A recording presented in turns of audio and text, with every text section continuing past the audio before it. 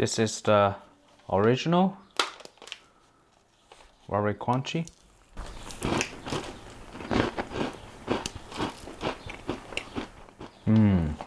Very delicious. A lot of chocolate chips. Oh, this is different. This is called Chewy tenders. It's not that crunchy, a little bit sticky. It's chewy. It's not crunchy at all. Both of them got the same level of the sweet. For the original, the flavor is very strong.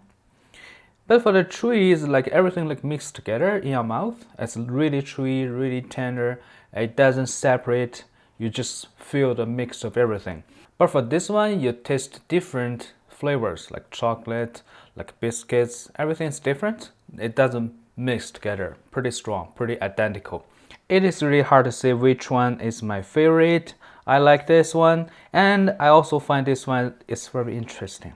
I think best way to mix them together. One is original, the other one is the chewy tenders. I think that's the best way. Alright, I hope this video helpful. Thank you for watching.